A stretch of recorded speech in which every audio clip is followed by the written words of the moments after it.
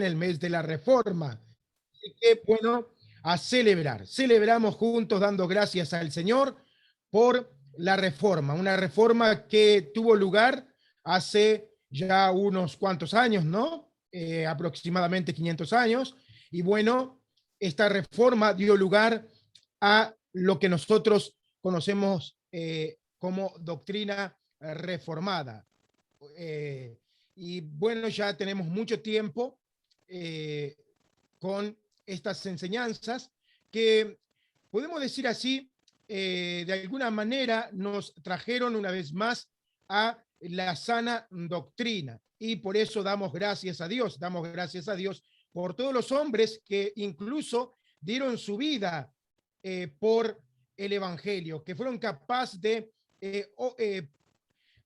oponerse, ¿no?, a temas doctrinales que pusieron en riesgo su vida, y muchos incluso perdieron su vida en las hogueras, otros fueron ejecutados, pero glorias a Dios damos por esas personas. Pastor César, Dios te bendiga una vez más en nuestra programación, la hora de la Reforma, transmitida para toda América, América del Sur, América Central, América del Norte y para todo el mundo. También tenemos una hermana en Japón que nos acompaña, te cuento. Ella tiene casi que 12 horas de diferencia, ¿no? 12 horas de diferencia.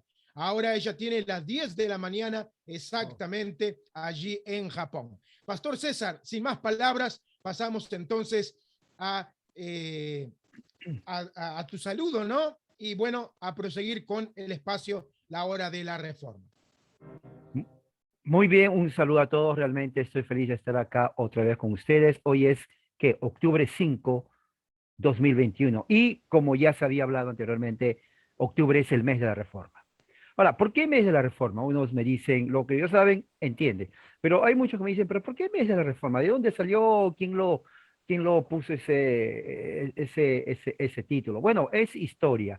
31 de octubre, 1517. Escríbalo.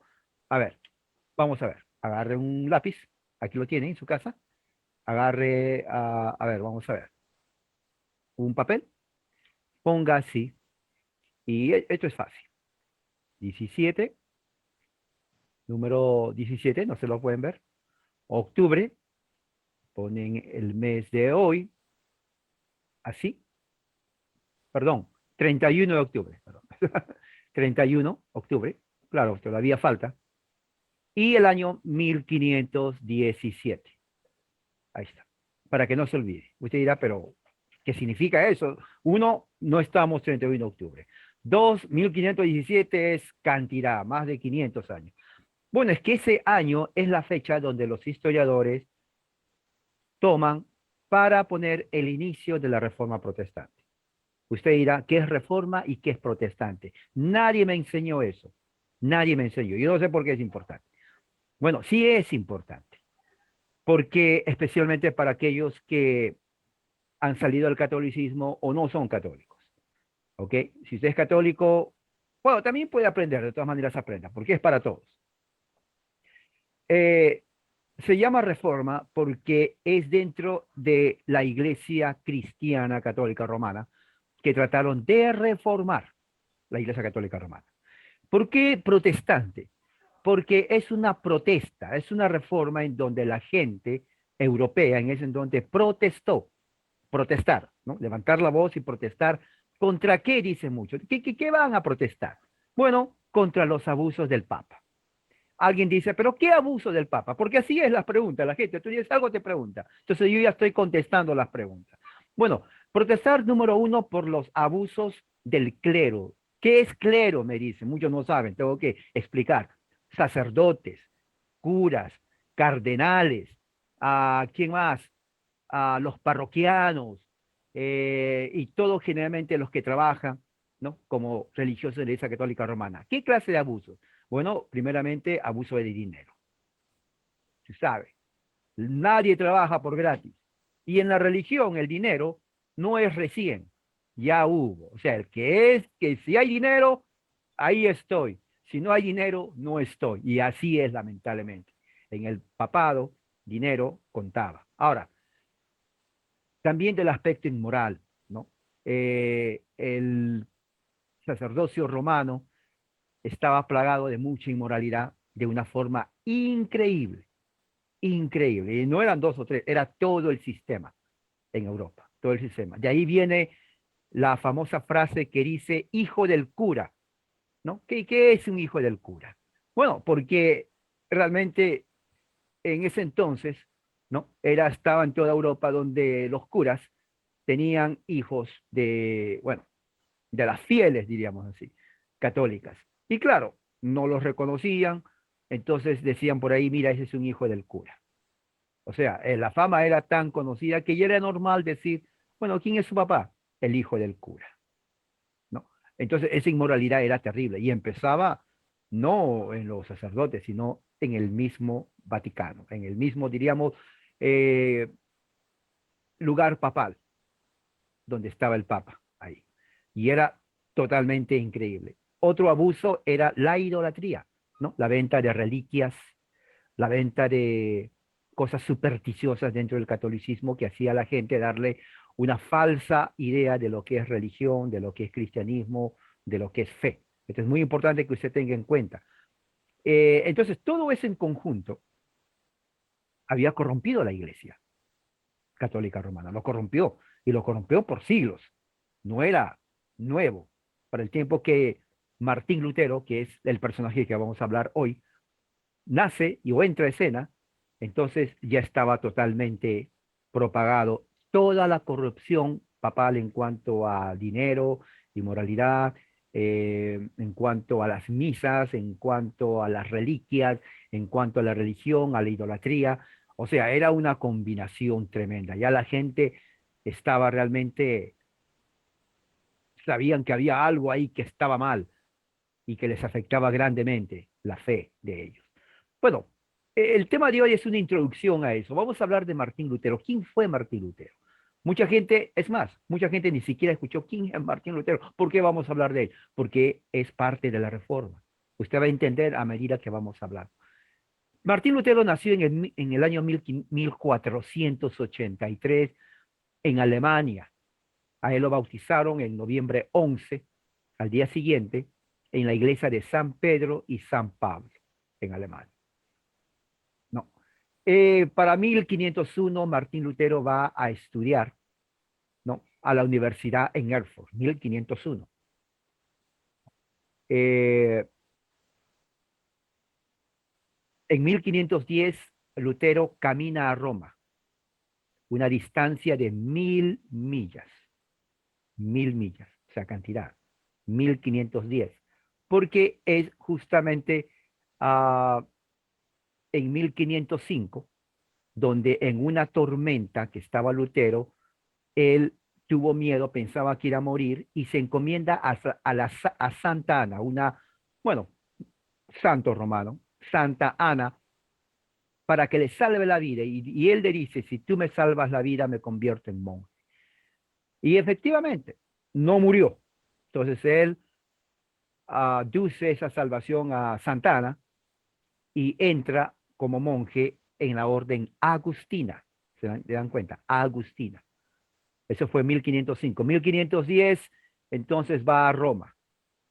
En su idea, Roma es la capital. Bueno, ahí está el Papa. Entonces Roma debe ser como un lugar celestial. O sea, él como buen católico, joven todavía, dice, tengo que ir a Roma. Ahí está el Papa. Yo soy monje agustino. ¿Qué más privilegio ir a Roma? Y bueno, él va. Pero realmente, de acuerdo a sus biógrafos, él se queda totalmente desconsolado, totalmente, diríamos, impresionado y desanimado por todo lo que ve allí en Roma, que ni se imaginaba. Para 1517, entonces, ya Martín Lutero está predicando en contra de la venta de indulgencias. Eso vamos a explicar más adelante. Entonces, es en el 31 de octubre de 1517, por eso se llama el mes de la Reforma, en donde él clava, según dice la tradición, 95 tesis. 95 tesis. ¿Ok? Son 95 tesis en donde él, y aquí tengo una copia de las 95 tesis, no lo van a leer porque está muy chiquito, son 95. Mire, aquí están las 95 tesis. Es cantidad 95, no lo van a leer, pero esa es una copia. En donde aquí Martín Lutero ataca la venta de indulgencias. Esto lo clavó en el castillo de la iglesia en Alemania, Wittenberg, ¿no? Según ellos, muchos dicen que no lo clavó. Pero independientemente que lo hizo o no, eso es segundo plano, no afecta en nada el hecho que hubo 95 tesis. Entonces, esas 95 tesis estaba ahí y lo pone el 31 de octubre porque según el calendario católico romano es el día, ¿no?, de lo que se llama de los santos, 31 de octubre, porque al día siguiente, perdón, en la víspera a todos los santos, porque al día siguiente es 1 de noviembre, la fiesta de los santos. Entonces se lo pone la víspera, 31 de octubre, para que la gente, ya al día siguiente que se levante temprano, 1 de noviembre, y vayan a rezar a sus muertos, porque la costumbre católica romana es así, rezan a sus muertos hasta ahora, ¿no? Rezan a su esposo que murió, a su esposa que murió, o bueno, tal vez algunos no quieren orar ya por el que murió, pero la costumbre, tradición católica romana es eso, ¿ok? Entonces lo pone la víspera, 31 de octubre. Entonces son 95 tesis en donde él está desafiando a esa venta de indulgencias, ¿no?, que realmente es un falso evangelio en todo aspecto. Entonces, cada una de esas 95 tesis, por si acaso también lo estoy poniendo en mi página en Facebook, está él explicando por qué se está oponiendo. ¿Por qué se está oponiendo a esa práctica católica romana de ese entonces? Otra cosa muy importante, que en el año 1518, ¿no? Él, perdón, 1517, él cambia su nombre, porque su nombre es con D, Luder, L-U-D-E-R, y lo cambia a Luther, L-U-T-H-E-R, o sea, la T y la H, bueno, en inglés es Luther, muchos le llaman Lutero, claro, en español, pero en realidad es T-H, Luther, Luther, lo cambia de Luder con D, E-R, ¿no? Posiblemente era un juego de palabras en griego, porque esa palabra significa Martín el Libre, tal vez teológicamente hablando. Bueno, una vez que clava las 95 tesis, 1517, 1518, el Papa acusa a Lutero de hereje. Ahora, esa es una fuerte acusación, especialmente si viene del Papa mismo, ¿no? El Papa le dice, tú Lutero eres hereje, al menos que te, diríamos, retractes, al menos que te retractes. Entonces, él se defiende a sí mismo, ¿no?, en la ciudad de Augsburgo, con argumentos basados en la escritura, y no usa para nada la doctrina de la iglesia, ¿no?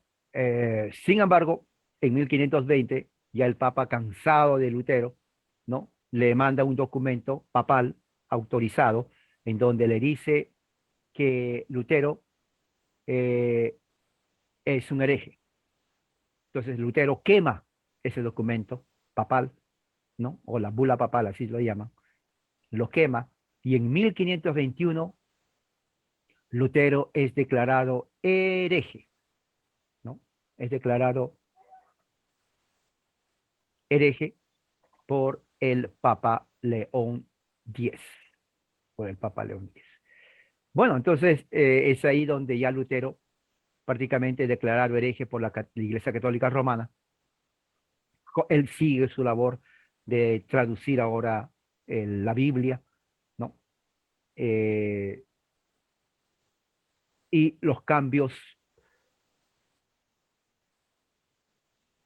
en lo que tiene que ver con la fe reformada. Lutero se enoja con el Papa, comienza a llamarle como, por ejemplo, anticristo, ya lo tomó más personal, ya la cosa estaba seria, ya Lutero definitivamente es declarado hereje, y tiene muchos seguidores. Tal vez el Papa pensó que con declarar hereje iba a terminarse el asunto, pero no fue así. La fama de Lutero ya se había expandido por toda Europa. Tuvo mucha gente que la apoyaba, especialmente príncipes de Europa, ¿no? Y aparte la gente que estaba cansado también del papado, de toda la corrupción que había en el papado. Monjas también dejan el convento, otros sacerdotes también se unen a la causa, creen en Lutero, creen en sus 95 tesis, ellos creen en lo que él predica, ¿no? Y así es como se origina lo que se llama la Reforma Protestante, ¿no? Ya en 1529 él publica su Catecismo Largo, que es una forma de explicar prácticamente la teología cristiana reformada desde entonces. Recuerde, es 1529, no había otros grupos reformados. Calvino viene, ¿qué? Él viene unos 10 años más tarde, eh, pero él lee a Lutero, él lee mucho a Lutero, pero en ese entonces Lutero es donde él crea todo el espacio en Europa, infesta toda Europa con respecto a la fe reformada. 1546, él está en camino a su ciudad natal, pero en el camino él muere. 1546 él muere y lo entierran en el castillo de la iglesia, ¿no? Y dice un epitafio, escriben ahí, Martín Lutero, 63 años de edad, 2 meses y 10 días. Prácticamente eso dice. Entonces, de esa forma termina la vida de Martín Lutero, el reformador que es conocido en todo el cristianismo. O sea, el nombre de Martín Lutero nunca se va a olvidar. Ya pasó a la historia, amado, odiado, tanto por católicos y por protestantes, inclusive. Hay muchos protestantes que no estaban de acuerdo con él también. Pero el catolicismo ya cambia, ya no es el mismo a partir de ese entonces.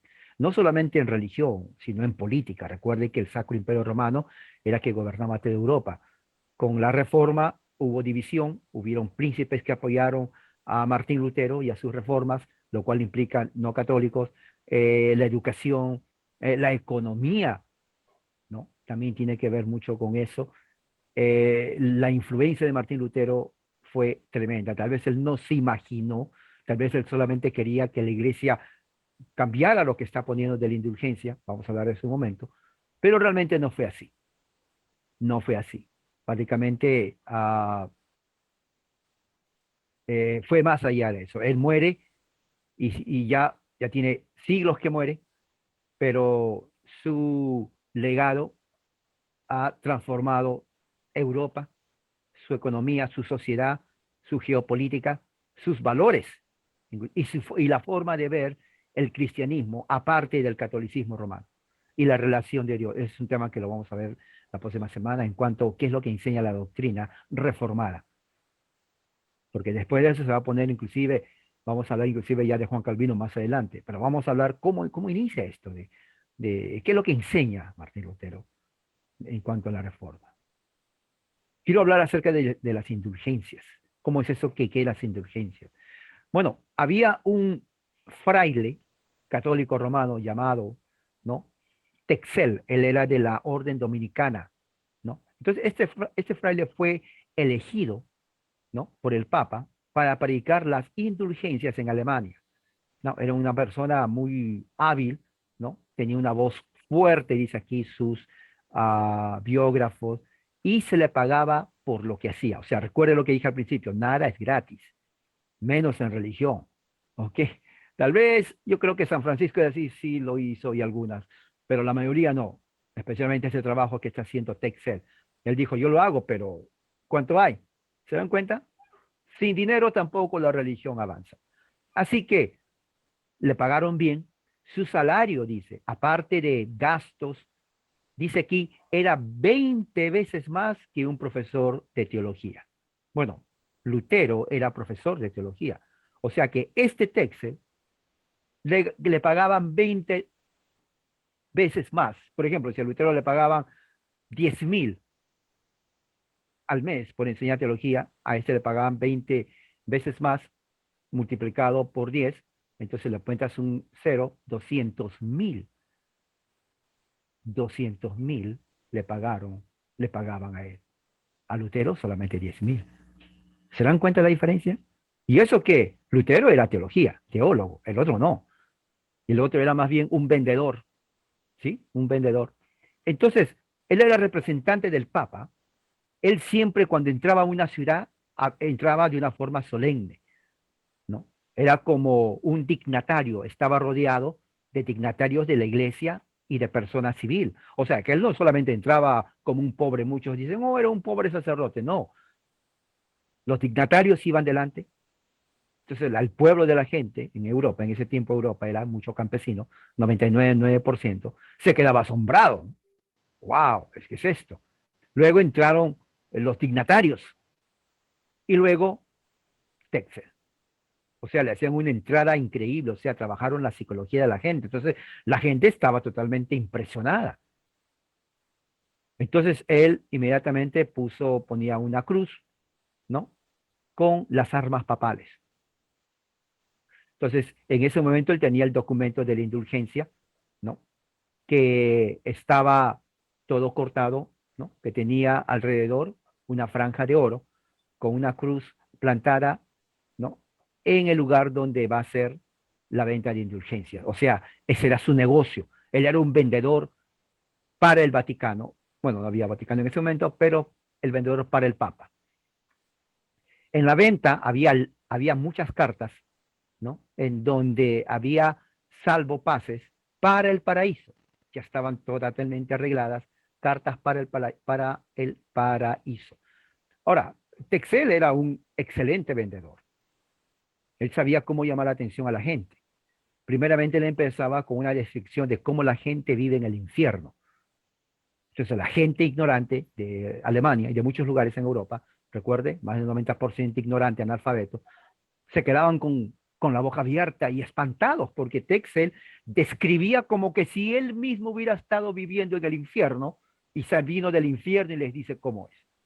Entonces decía que la gente sufría, que las almas en el purgatorio estaban que gritaban, que las almas en el purgatorio lloraban, que estaban en plena fuego en el infierno, la gente retorciéndose de dolor, estaban clamando por ayuda porque tenían sed y no había agua. Veía él que piense en sus familiares, piense en sus hijos, piense en su esposo que está ahí muriéndose, quemándose, ¿no? Y diciendo, por favor, piedad, gritando y nadie les ayuda.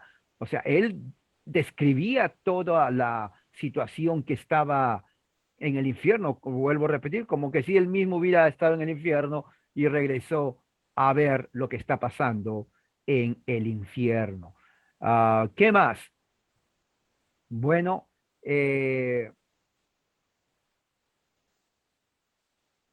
y bueno, aquí viene su frase popular diciendo, tan pronto como ustedes ponen, porque tenía un cofre de madera, algo parecido así, digamos, ¿no? Entonces, no es igual, pero mal decir, digamos así, una cajita, pero era de madera, ¿no? Y aquí había, para poner la moneda, y decía, tan pronto como la moneda suena, aquí, dentro de esto, de este cofre, inmediatamente que la moneda golpea fondo y hace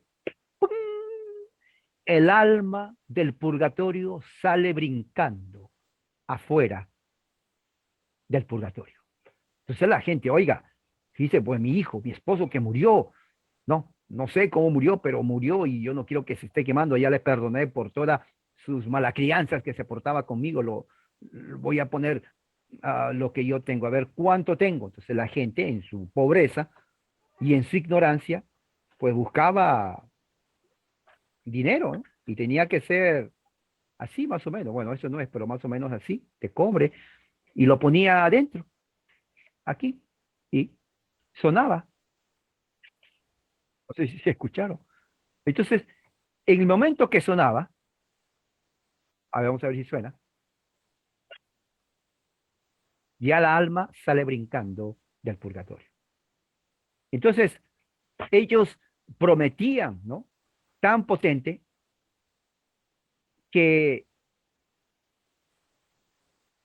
y era tanto que ellos insistían y prometían que dijera que si alguien Tanto es la eficacia, fíjense, de esta indulgencia, que si alguien hubiera violado sexualmente a la Virgen María, así decía, entonces hubiera sido perdonado con la indulgencia. Oiga, ¿qué más convencimiento puede usted escuchar que eso? Que si alguien hubiera violado a la Madre de Jesús, con dar dinero ya hubiera salido al purgatorio. Bueno, la gente pobre daba de lo que no tenía. Si eh, digamos, moneda era la única que tenía para el mes, ¿qué cosa cree que hacía? No se lo guardaban, lo daban. Así, así lo daban. Hasta que, bueno, esto llegó a los oídos de Martín Lutero. Entonces Martín Lutero, enojado, ¿no? Decidió, esto no puede continuar. Martín Lutero ya era profesor de Biblia, ¿no? Y cuando escucha esto, se enoja y dice, no hay ninguna justificación encíclica, ni siquiera en el canon, de la forma como se está realizando la venta de indulgencias, ¿no? Eh, ¿Qué más? Esto enojó a Lutero bastante, ¿no? Por eso en la fiesta de los santos 1517, ¿no? En la víspera generalmente, él tomó un martillo y lo clavó 95 tesis en la gran puerta del castillo de Alberto, que está la iglesia de Wittenberg. Aquí dice en este libro de historia del papado, es un libro que habla mucho de la historia, increíble de información. Dice aquí, dentro de esa iglesia en Wittenberg había reliquias. Era muy famosa de esa iglesia donde Lutero puso. Todo el pueblo iba a esa iglesia. Para que se den cuenta, había reliquias, incluyendo, había un mechón de cabello de la Virgen María. O sea, la gente cuando iba dentro de la iglesia, ¿qué le puede decir? A ver, vamos a ver. No sé, tal vez había algo así. Y dentro de esto había un mechón de cabello, ¿no? Voy a poner aquí un mechón de cabello de la Virgen María. Entonces la gente venía y miraba, ¿no? Mira, ahí está el cabello de la Virgen María. Y le miraban por aquí, todos se quedaban impresionados. Oiga, si es el mechón de la Virgen María, oiga, yo, ¿se imagina? Y obviamente la gente decía, bueno, ¿le puedo poner una vela? Claro, usted póngale una vela. Y la gente le ponía velas al mechón del cabello de la Virgen María. Ahora, la pregunta es, ¿cómo se sabe que es de la Virgen María? Puede haber sido el mechón de la cola de un caballo, ¿no? La gente no se preocupaba de eso. Dice Virgen María y es el mechón del cabello de la Virgen María, ¿no? Y ese mechón de cabello dice que daba en indulgencias 2 millones de años. Otorgaba 2 millones de años de indulgencia. Oiga, es 2 milenios. 2 millones de años. Solamente el mechón de la Virgen María, ¿no? Lutero, en una parte aquí, dice, la riqueza del Papa excede más de aquella riqueza de todos los hombres. Dice, ¿por qué si él quiere construir la iglesia de San Pedro, por qué no usa su dinero en vez del dinero pobre de los cristianos? Él le dijo eso, ¿no?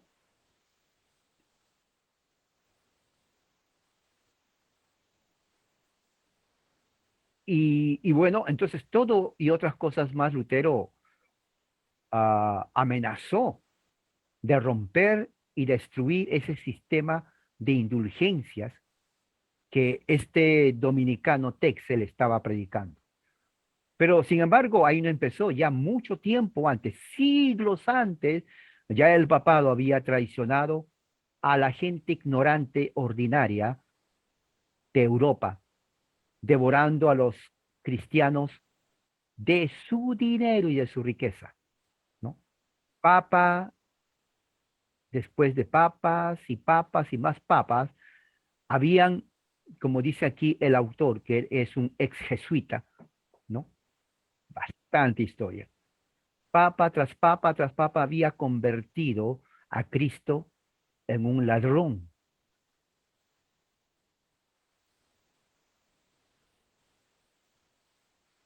Traicionó a la gente.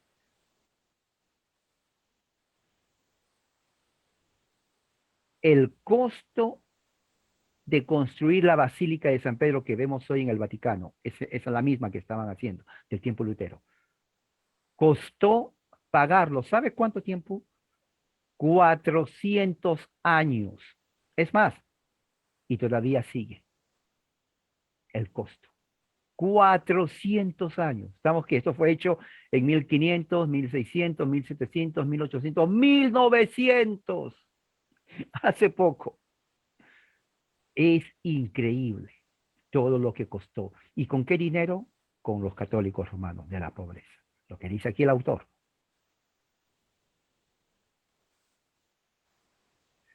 Dante, el gran escritor Dante italiano, católico devoto, ¿no? Que conocía el papado de adentro hasta afuera, ¿no? Él decía que los cardenales,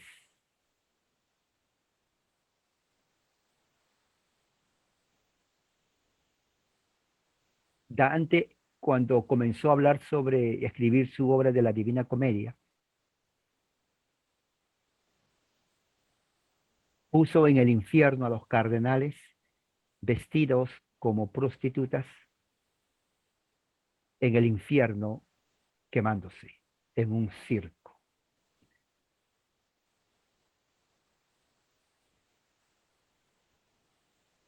El poeta inglés William Langland escribió: el país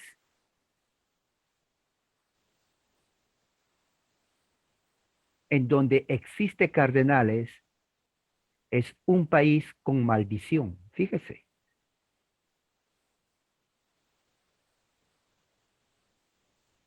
Y en donde ellos más se quedan y descansan, corrupción reina por más tiempo. Fíjese.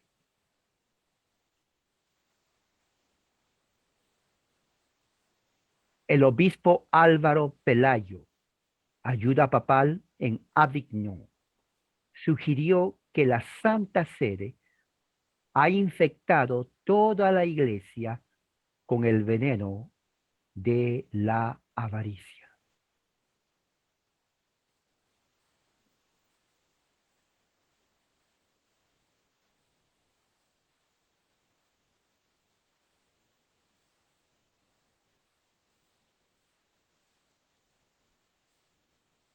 Petrarca, el amigo de Machiavelli, dijo esto: los italianos deben una gran deuda a la iglesia romana y a sus clérigos. A través del ejemplo de ellos, hemos perdido la verdadera religión. Nos hemos convertido en ateos. Esto es una regla. Cuanto más cerca una nación está con la curia romana, menos religión existe en ese país. Increíble. Mire.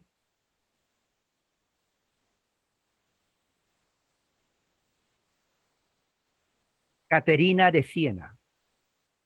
Caterina de Siena le dijo al Papa Gregorio XI: no necesito ir a visitar la corte del Papa o de usted. Así le dijo Caterina de Siena. Y le dice: ¿pero por qué?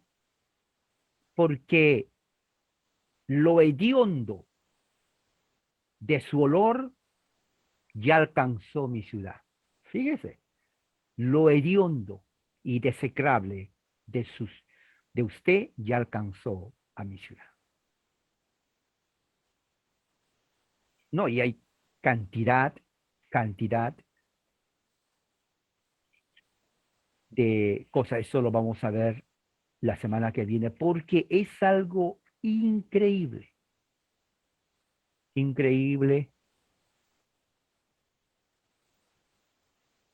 Por ejemplo, el jesuita mismo, el cardenal Bellarmine, que fue y fue encargado para justamente ayudar la contrarreforma, a traer más católicos que se habían ido al protestantismo. Él, el cardenal jesuita Bellarmine, ya después de todo eso, casi al final de su vida, admitió: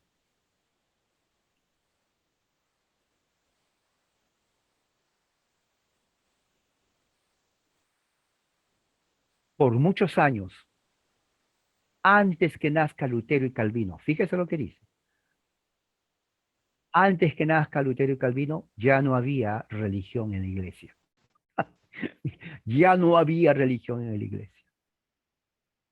El papado, para el tiempo de Calvino y Lutero, había eliminado casi todo el cristianismo de la iglesia. Casi, no todo, casi todo el cristianismo de la iglesia. Entonces, voy a dejar aquí, esto es milísima parte. Tengo mucho que hablar, mire, toditito esto. Es increíble. Pero la semana o la próxima reunión vamos a hablar del mensaje de Lutero. Tanta corrupción papal de siglos,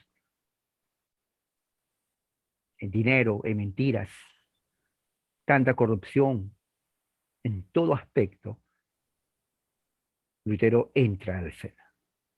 El Papa pensaba con excomunicarle, diciendo, bueno, hay que declarar hereje y se acabó. No se acabó. Lutero era un hombre terco. Era como una abeja. Usted trata de matar a la abeja, más se llena de rabia y quiere atacarla a usted. Bueno, Lutero fue como una pequeña abeja, pero que trajo graves cambios en la religión cristiana, en la sociedad, en la política, en la economía. Estamos centrados en su mensaje religioso. Eso lo vamos a ver no la semana que viene, sino la próxima reunión. ¿Qué fue que predicó Lutero? Que también impactó a la iglesia romana y que es parte del espíritu y del mensaje reformado. Voy a dar paso entonces a nuestro hermano Luis.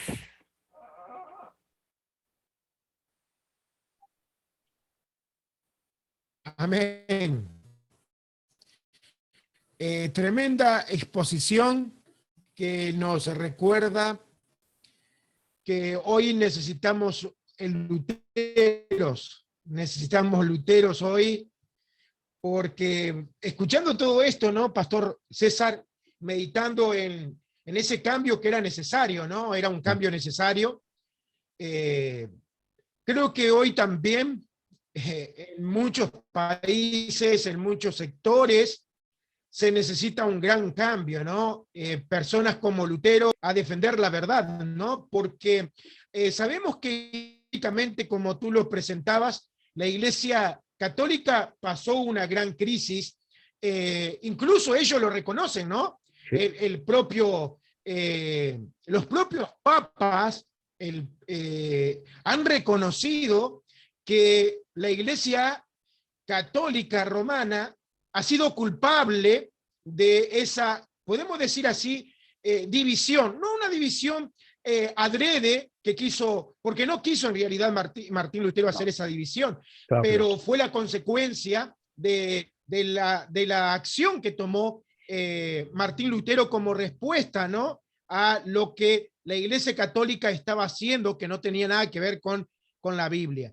Pero hoy vemos que muchos sectores que se llaman cristianos están peor que la Iglesia Católica Romana de aquel entonces, ¿no? Incluso la Iglesia Católica no venden indulgencias, ya no venden indulgencias. Lo han corregido a lo largo de la historia. Pero Pastor César, esto nos muestra, ¿no?, la necesidad, y nos recuerda este mes de la necesidad que estamos teniendo de Martín Lutero en diferentes sectores del cristianismo hoy en día, Pastor César? Indudablemente que sí. Claro, la situación ahora ha cambiado. Ahora el catolicismo ya no tiene curas ignorantes. El catolicismo, desde los jesuitas, se ha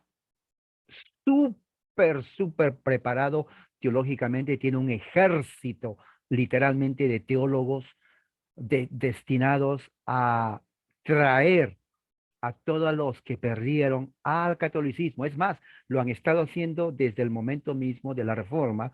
Ahora aquí mismo, por ejemplo, en Estados Unidos, aquí en Estados Unidos, cuna del protestantismo puritano, existe organizaciones, pero hay una que es la más grande de ex protestantes, presbiterianos, ex luteranos, ex anglicanos, ex presbiterianos, inclusive bautistas, todos ya católicos, haciendo una campaña fuerte de traer a todos los que dejaron el catolicismo, y se llama Bienvenido a la Casa, se llama el proyecto. O sea, vengan a la casa de donde ustedes salieron. ¿Quiere creer una cosa? La mayoría de los que regresan, yo conozco algunos ex presbiterianos, ministros, no es cualquier persona que está ahí en la esquina que no sabe nada, no, estamos hablando de ministros presbiterianos, ministros luteranos, ministros anglicanos, ministros bautistas, que se regresan. Estamos hablando de personas que conocen. Y eso nos indica, mientras tanto, los protestantes están que se duermen. Y es increíble, o sea, es que mucha gente dice, pero ¿por qué? O sea, hay una indiferencia. Y si alguien quiere hacer algo, no lo van a apoyar. No, la cosa está terrible. Sí, exactamente. Es lo que estamos viendo. Por eso es que el sector protestante necesita personas que sigan con ese espíritu reformador, ¿no? Eh, el eslogan de la iglesia reformada es reformados, siempre reformándonos, ¿no? Exacto. Se mantiene el espíritu o se debería de mantener ese espíritu de seguir defendiendo la verdad, la sana doctrina y no de vendernos a, podemos decir, al pensamiento relativista que hay hoy en día, ¿no? Hoy hay un pensamiento que está entrando a varios sectores que es el relativismo. No importa que tú pienses así, no importa que tú pienses allá, podemos ser hermanos, podemos unirnos, bueno, no vamos a olvidar de estos puntos doctrinales. ¿Qué importa el bautismo, si es de infante, no es de infante, etcétera? Y se está dejando de lado muchas verdades doctrinales y ahí es donde el catolicismo se ha hecho fuerte, ¿no? En las flaquezas que hoy está teniendo muchas de las iglesias protestantes, el catolicismo se ha vuelto fuerte. Y como tú decías, desde el momento que hubo esa ruptura, porque el catecismo nomás, el catecismo no es propio de la Iglesia Católica, si no me equivoco, ¿no? El catecismo es de origen de los reformadores, ¿no? La catequesis, ¿no? La educación a los niños, la instrucción en la palabra de Dios. Pero la práctica, porque claro, se dieron cuenta de que parte de todo ese problema que hubo en la historia fue culpa de ellos, de haber descuidado, ¿no? En muchas áreas de su vida espiritual y de la unidad de la iglesia. Pero pastor, bueno, no quiero robarle más el tiempo, sabemos seguir con el tema de la reforma en el mes de la reforma, el mes de la reforma. Y ojalá, eso es lo que le pedimos a Dios, que se contagien los hermanos de ese espíritu, ¿no? De valentía y de defensa y de querer volver a la verdad en bíblica. Por ahora nos despedimos, entonces, Pastor César, Dios te bendiga y un gusto haber estado contigo en esta noche.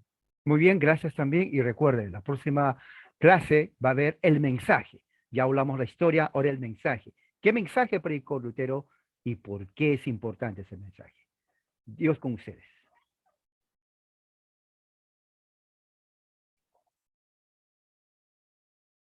Amén.